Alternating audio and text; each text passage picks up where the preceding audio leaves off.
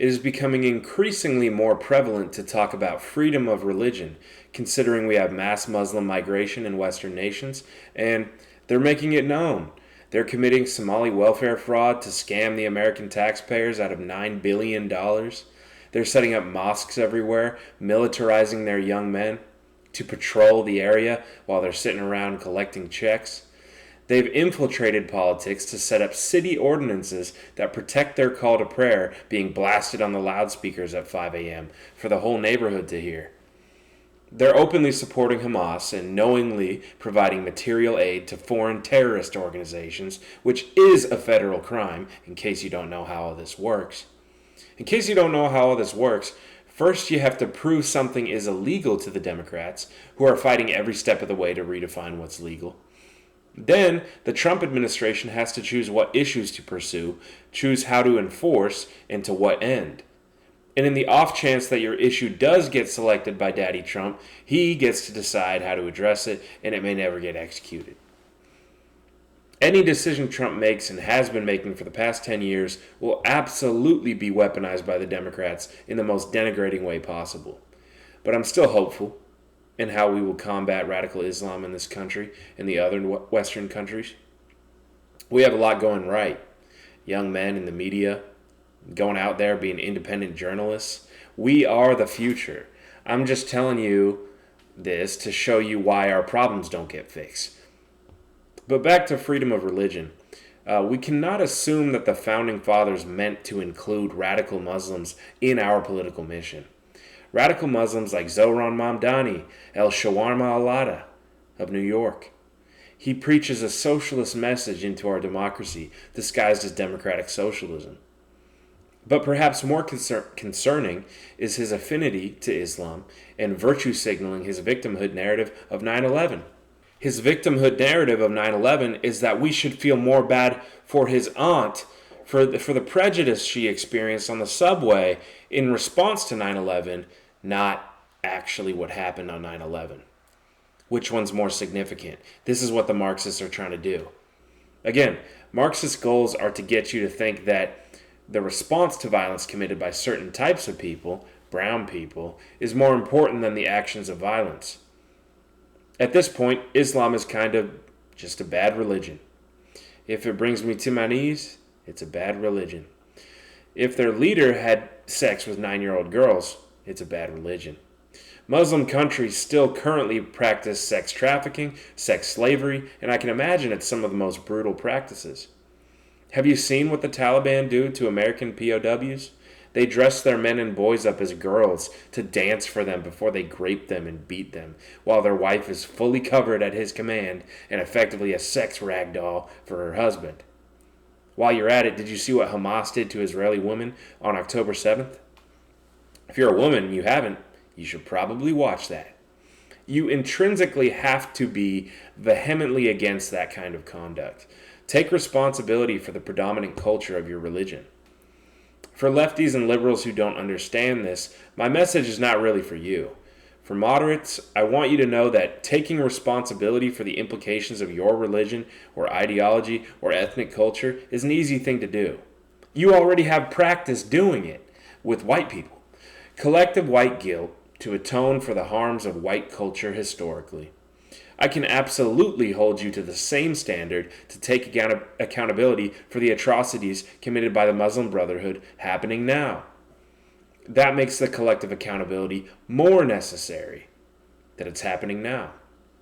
The Islamic regime, the Muslim Brotherhood, perhaps the most toxically masculine fundamentalist traditionalist religion, must be condemned as a religious ideology, because what differentiates a religion from an ideology? From what we call a cult. Waco, Texas, Branch Davidians. They all can bear harmful impacts that stem from their core ideology. You got to look at what the U.S. government deems to be acceptable and why. I've never understood this inability to take accountability for the bad parts of your culture. Polynesian culture. We can be overweight. We tend to dress bummy. We tend to gangbang. We have a blind familial loyalty that is subservient to the will of the elders and matriarchs. These can be harmful, when families and mafias and gangs are formed, and you excuse behavior simply because the person who committed the crime was blood.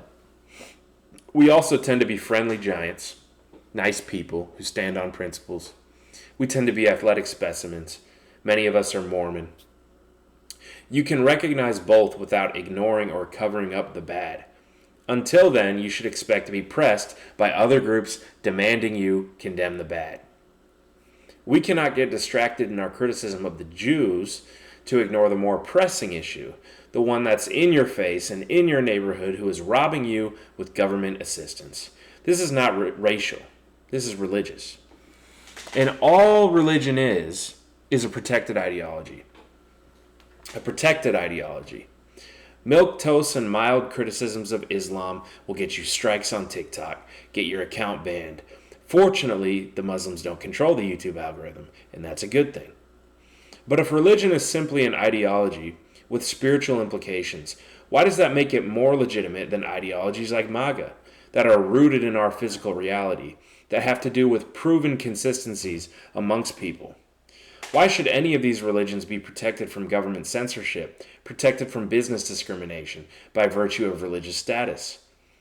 Why shouldn't MAGA worship a spiritual leader that we know to exist, that we've seen perform miracles to start the religion of MAGA? They would be able to funnel money through churches just like the Mormons and the Islamists. Democrats already excuse or deny the Somali money laundering, which is done illegally. What do you think? Which religions should be granted religious protection for their practices? What's up, y'all? So I wanted to show you this clip of me asking the same question to Destiny and Adam Mockler at the Unfuck America Tour in Phoenix. I attended this event, and they had a Q&A portion in which I asked two questions. I actually asked the first question at the beginning, so if you want to go check this out, it should be on Destiny's channel, Destiny and Adam Mockler Unfuck America Tour at TPUSA. It was kind of a joke of a question in terms of, how serious they were going to take it, because they were probably taking more MAGA and Trump-related questions. But this is still an important topic to explore, despite it being somewhat of a cheeky question. Freedom of religion and the implications behind this argument are very important, are very thought-provoking. So let's get into the clip. If I were to start a new religion tomorrow called Trumpism, and the core tenet is that you have to do everything and anything that Trump says, and we start churches to funnel money through it, should we be protected from business discrimination, and why? Wait, should you say the last part again? Should we be protected from business discrimination, and why? Yeah, I think if we're all acting like Trump, first of all, the kids need to be protected.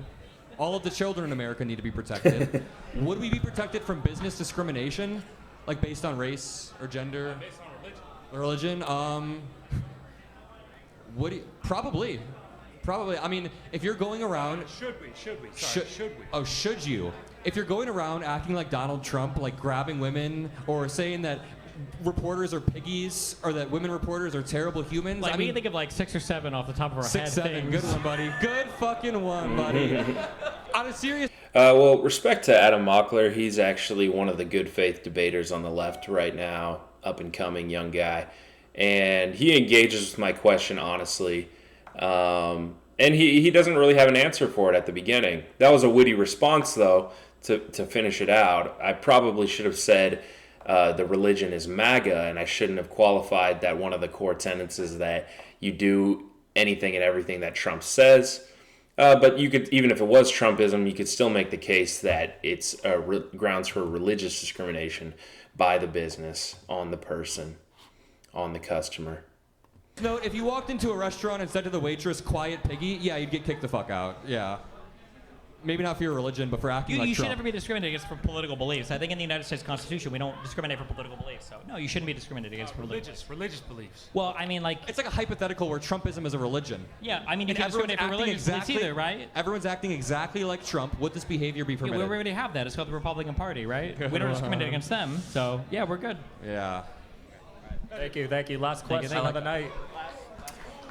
that was it. It was my second question towards the end. But go check out this video on Destiny's channel of the Q&A of the Unfuck America Tour event, because there are some better questions in there. My better performance was in the debate, so go check that out for me. I have another video where I analyze my debate, and so please go check that out and let me know in the comments what you think on this concept of freedom of religion.